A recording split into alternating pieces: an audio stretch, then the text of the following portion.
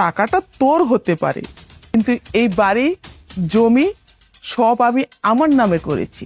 এই বাড়ি থেকে যদি কেউ বেরিয়ে যায় না, সেটা হলে তুই তুই বেরিয়ে যাবি। না আন্টি, আপনি ভুল করছেন। এই জমির রেজিস্ট্রি আমি রাজের নামে করেছি, আপনাদের নামে করিনি। তাই এখন থেকে এই জমি সহ এই বাড়ির মালিক রাজ।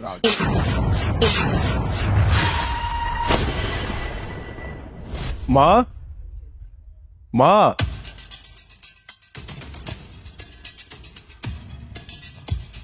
মা, কেমন আছো তুমি? এই দাঁড়া, ভালোই তো ছিলাম, তোরে দেখার পর ভালো কি করে থাকি? মা, তুমি এসব কি বলছো? আমি আবার কি করলাম? আরে তুই যে বিদেশ থেকে চলে আসছস, সেই কথাটা কি আমাদের জানাইছস? তুই তো একবার হলেও জানাইতে পারতি না? মা, তুমি মজা করছো আমার সাথে?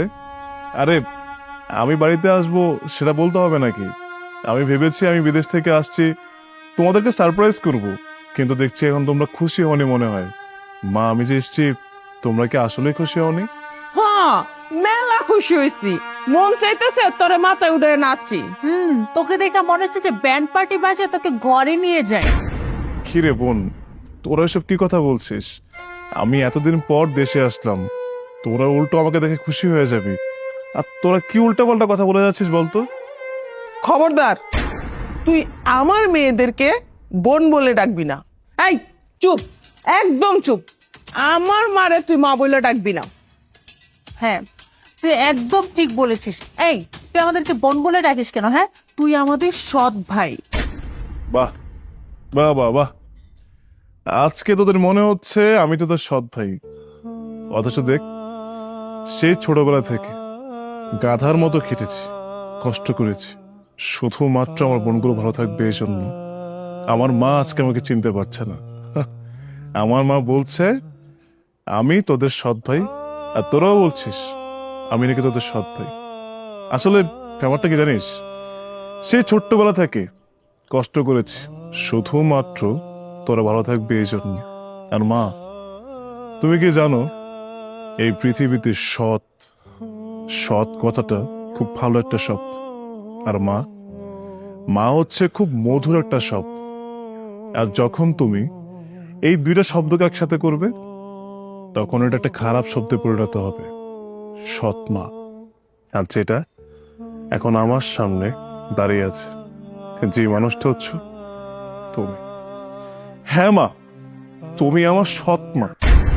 এই চুপ কর, তোর এত কথা শুনতে চাচ্ছি না। কেন কেন আজকে আপনি শুনতে যাচ্ছেন না? আজকে আমার সব কথা আপনার শুনতে হবে। আমার সৎ মা, দিনের পর দিন কষ্ট করেছি, দিনের পর দিন পরিশ্রম করেছি, সে ছোট্টবেলায় বিদেশ গিয়েছি, একটা বার নিজেকে নিয়ে ভাবিনি, নিজের জীবন নিয়ে ভাবিনি, শুধু ভেবেছি কি আপনারা কি করে ভালো থাকবেন। দিনের পর দিন কি করেছি আর কি করিনি সেটা আপনারা কেউ জানেন না, শুধু জেনেছেন আমি বিদেশ থাকি, টাকা ইনকাম করছি, প্রতি মাসে এত করে করে টাকা পাঠাচ্ছি। একটা বার চিন্তা করেছেন এই যে দেশ থেকে আমি সুদে টাকা নিলাম, ধারে টাকা নিলাম, এগুলো আমি কি করে শোধ করেছি? কোনো মাসে কিন্তু আপনাদের কোনো কিছু কমতে ছিল না, সবকিছু আমি আপনাদেরকে দিয়েছি। আর আজকে আমার দুই বোন আমাকে বলছে আমি ওদের সৎ ভাই। আপনি বুঝতে পারছেন মা, আমি এত কষ্ট করার পর আজকে 7 বছর পর দেশে আসলাম।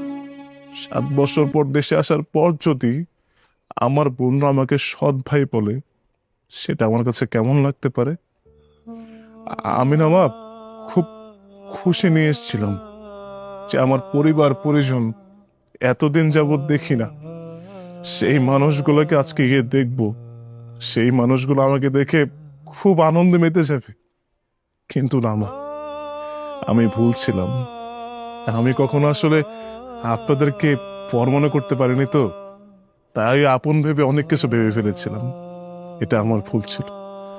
আচ্ছা মা, আমি যে এত কষ্ট করেছি, প্রতি মাসে টাকা পাঠিয়েছি, আপনারা ভালো ছিলেন, কখনো কি আমার বন্ধুদেরকে বলেছেন যে আমি ওই দেশে কি করছি কি না করছি?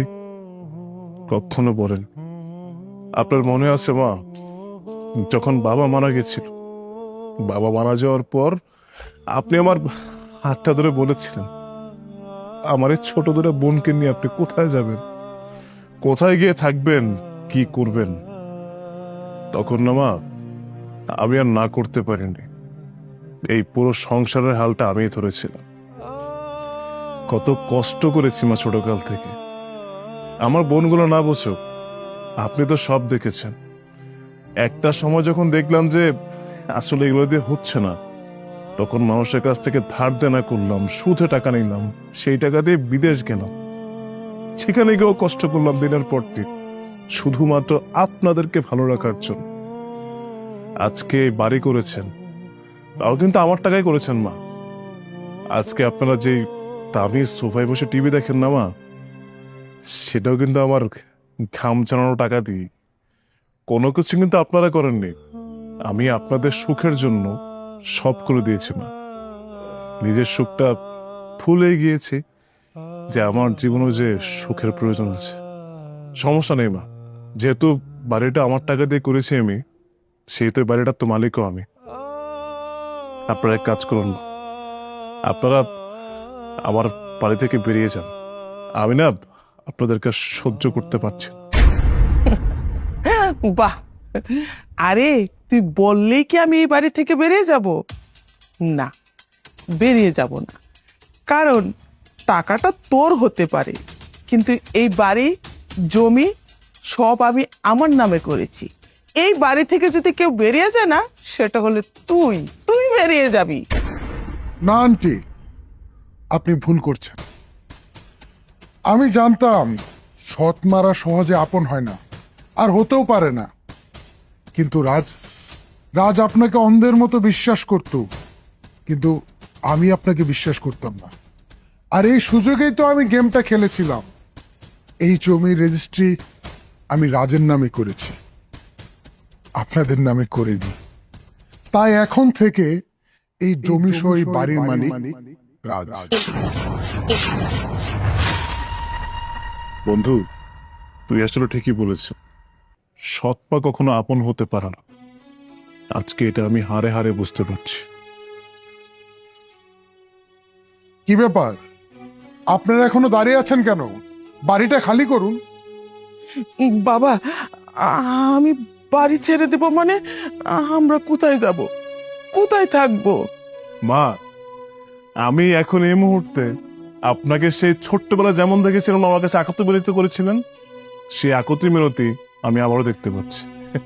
তখনও বলেছিলেন বাবা এখন আমি কি করব, কোথায় যাব, কোথায় গিয়ে থাকবো, আর আজকে আপনি সেম একই অ্যাক্টিং করছেন। তার আর কোনো প্রয়োজন নেই মা। আজকে আমি ভুলে গিয়েছি আপনি আমার মা। আপনি কোথায় থাকবেন, কোথায় যাবেন, কি করবেন কি না করবেন, সেটা আমার একটু ভাবার বিষয় না। সারাটা জীবন পার করেছি, আমার এত বড় বয়সে কোনোদিন বলতে পারবো না নিজের জন্য ভেবেছি। সব সময় শুধু আপনাদের কথাই ভেবেছি। কিন্তু হ্যাঁ, আজকে মনে হচ্ছে আপনাদেরকে নিয়ে ভাবাটা বন্ধ করা উচিত। আমার নিজেকে নিয়ে একটু ভাবা উচিত, আর এখন থেকে আমি সেটাই করব। ভাইয়া, তুমি আমাদেরকে মাফ করে দাও। আসলে আমরা বুঝতে পারিনি, আর মা কখনো এভাবে বলেনি। মা সবসময় তোমাকে আমাদের কাছে সৎ ভাই বানিয়ে রেখেছে। হ্যাঁ ভাইয়া, তোমার শরীরে যে রক্ত বইছে আমাদের শরীরে একই রক্ত বইতেছে। হইতে পারে আমাদের মা আলাদা, কিন্তু বাবা তো এক, তাই না বলো? চলার পথে যদি কখনো দেখা হয়ে যায়, রক্তরে কিভাবে অস্বীকার করব? আমি তোমার সাথে প্রচুর খারাপ ব্যবহার করে ফেলছি, আর তুমি দেখো আমাদের জন্য কত কিছু করছো, মনেই রাখি নাই কখনো। ভাই বইলা তোমার সম্মানই দেই নাই। আমারে পারলে মাফ করে দিও। আমরা আসছি। এই তারা, আমার দুই বোন আমার সাথেই থাকবে, সারাটা জীবন আমার পাশেই থাকবে। আমি ওদেরকে ঠিক বাবার মতো ছায়া দিয়ে রাখবো। আর বোন, তুই বলেছিলে না যে তোর গায়ে যে রক্ত বইছে আমার গায়ে ঠিক একই রক্ত বইছে? এটাই সত্যি। রক্ত কখনো রক্তকে অস্বীকার করতে পারে না। কিন্তু আমি চাই না যে আমাদের সম্পর্কের মধ্যে কোনো পরগাছা থাকুক। পরগাছা কখনোই একটা গাছকে বড় হতে দেয় না। সে নিজে ঠিক থেকে তার পাশাপাশি গাছটাকে নষ্ট করে দেয়, গাছটাকে মেরে ফেলে, কিন্তু সে ঠিকই তার মতো করে বেড়েই চলে। So, আমি চাচ্ছি না আমার এই বাড়িতে এই পর গাছার জন্য কোনো জায়গা হোক। আপনাকে বলছি, আপনি এই মুহূর্তে আমার বাড়ি থেকে চুপচাপ বেরিয়ে চলে যাবেন, আর কোনোদিন সন্তানের অধিকার দেখিয়ে আমার কাছে আসবেন না, আর যোগাযোগ করার কোনো চেষ্টা করবেন না। যান, যান বলছি।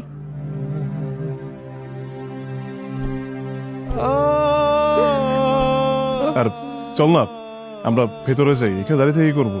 ও চলে গেছে, চল। আচ্ছা ঠিক আছে, আমি লাগেজটা নিয়ে আসি। তুমি বলো, তুমি কি চাও, কি করলে তুমি খুশি হবে, বলো। আমি চাই না তোমার মায়ের সাথে এক ঘরে থাকতে। আমি আমার সংসার আলাদা করতে চাই। তুমি তোমার মায়ের একটা ফয়সালা করো। মা, তুমি তো সব নিজের চোখে দেখলে, নিজের কান দিয়ে শুনলে। এখন বলো, আমি কি করতে পারি আর তুমি কি চাও? কি করলে তুমি খুশি হবো? আরে পাগল, আমি তো তাই চাই, আমার সন্তান ভালো থাকুক, সুখে থাকুক। আমার নিয়ে তুই কোনো চিন্তা করিস না বাজার। আমার দুই চোখ যেদিকে চায় আমি সেই দিকে চলে যাব। ওহ ওহ, প্রচন্ড ঘুম পাইতেছে, মাথাটা ব্যথা করতেছে। আজকে সারাদিন এক কাপ চাও খাই নাই। আচ্ছা বৌমা, বৌমা, আমার এক কাপ চা খাও তো। এই শোনেন, এই বাড়িতে না কেউ আপনার চাকর না যে যখন তখন হুকুম দেবে না সেটা পালন করা হবে। দেখো বৌমা, আমি তোমার শাশুড়ি, তোমাকে তো আমি একটা কথা বলতেই পারি। তাছাড়া তুমি আমার ছেলের বউ, তোমাকে তো আমি আমার মেয়ের মতো দেখি। আমি কি এমন কথা বললাম যে তুমি আমার সাথে এইরকম খারাপ ব্যবহারটা করতেছো? আমি কি খারাপ ব্যবহার করেছি শুনি? হ্যাঁ, আপনি এই বাড়িতে আমাকে যে বিয়ে করে নিয়ে আসছেন তারপর থেকে তো বাড়ির সমস্ত কাজ আমিই করি। আমি চাকর না তো কি বলেন তো? আমি তো একটা চাকর এই বাড়ির, অন্য কোনো কিছু না। আপনি সারাদিনে কোনো কাজ করেন? সব কাজ তো আমার একার করতে হয়। এটা কোনো সংসার? আজকে আপনার ছেলে খালি আসুক, এটার একটা ফয়সালা আমি করেই ছাড়বো। বৌমা, আমি তো তোমাকে কিচ্ছু বলিনি। আমার কোনো কথা শুনলেই তুমি কেন এত রেগে যাও, কেন এত উল্টাপাল্টা কথা বলো? আমি কি তোমাকে এই বাড়ির থাকা নিয়ে কোনো কথা বলছি? তাহলে তুমি কেন এই কথাগুলো বলতেছো? দেখুন, আমি আর আপনার সাথে একটা কথাও বলতে চাই না। যা কথা হবে আপনার ছেলে আসার পরই হবে। আমি আর এভাবে থাকতে পারবো না একসাথে, বুঝতে পারছেন? বৌমা,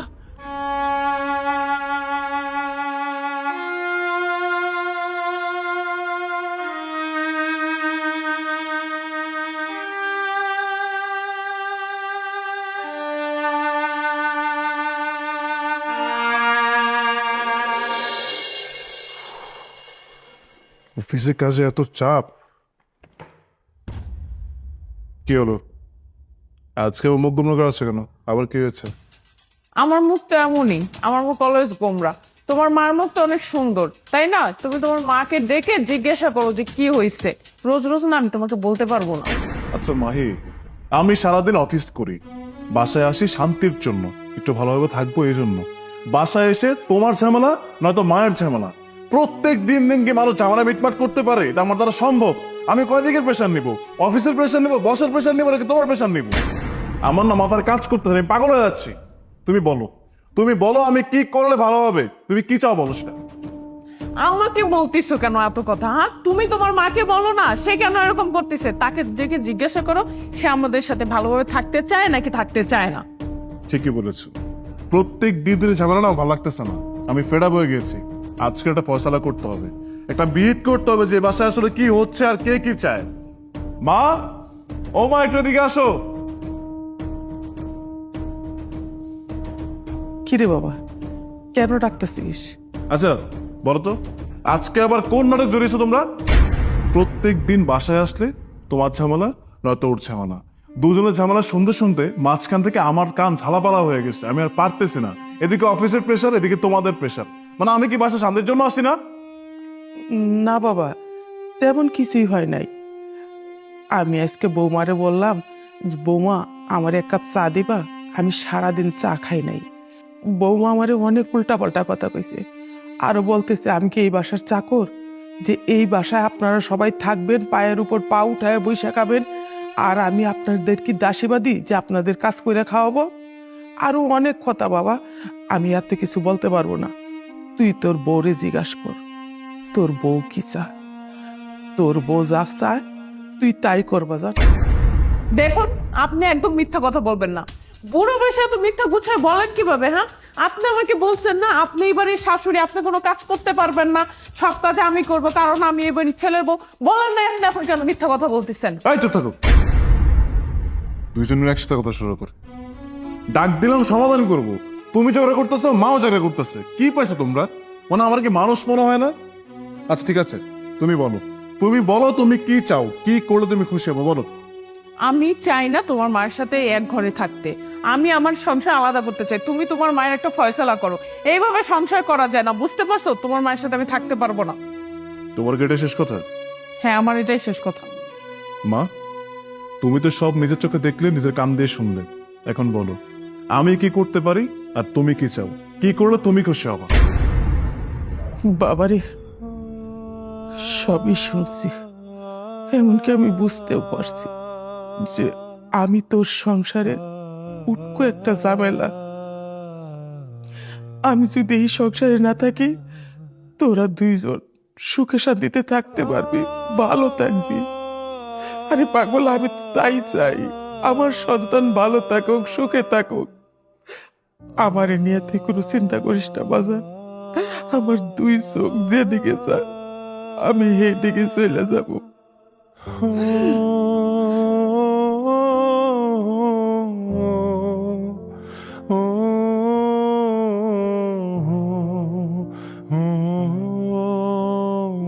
কি এবার খুশি? আমার মা চলে গিয়েছে, এবার খুশি না? বাসায় বসে বসে সারাদিন একে একে অ্যাশ করবা, এখন আর কোনো ঝামেলা হবে না।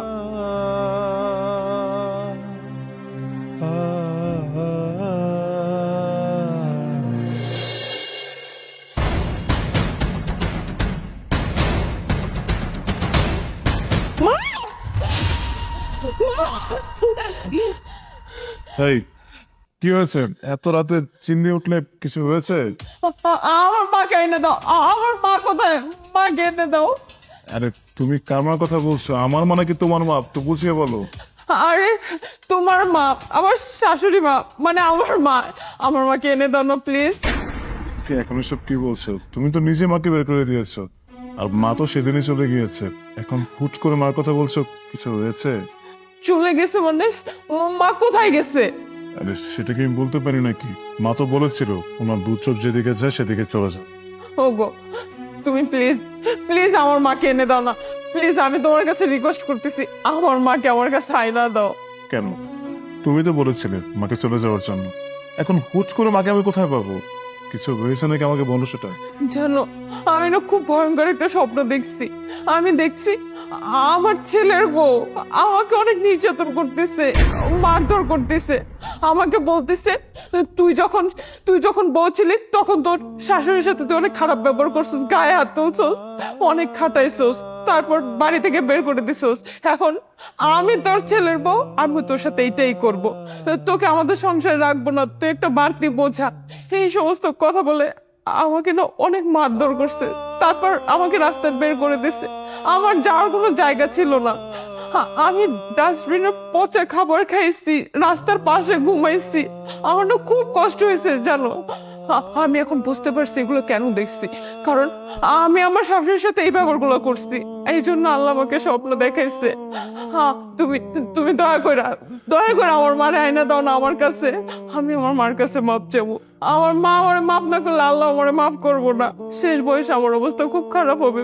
তুমি আমার মারে আয়না দাও প্লিজ। আচ্ছা ঠিক আছে, তুমি একটু শান্ত হও, আমি দেখছি কি করা যায়। আর মা কোথায় গিয়েছে, কোথায় আছে, কিভাবে আছে কিছু তো বলতে পারে না, তারপর আমি চেষ্টা করছি মাকে ফিরিয়ে আনার। কিন্তু এটা কথা কি জানো, তুমি এখন আমার বউ, একটা সময় তুমি কিন্তু মা হও, একটা বয়স পেরিয়ে তুমি কিন্তু বৃদ্ধ, আর তখন তোমার ছেলের বউ বা তোমার মেয়ের জামাই যদি তোমাকে বাসা থেকে বের করে দেয়, তখন তুমি বুঝতে পারবে যে কতটুকু কষ্ট হয়।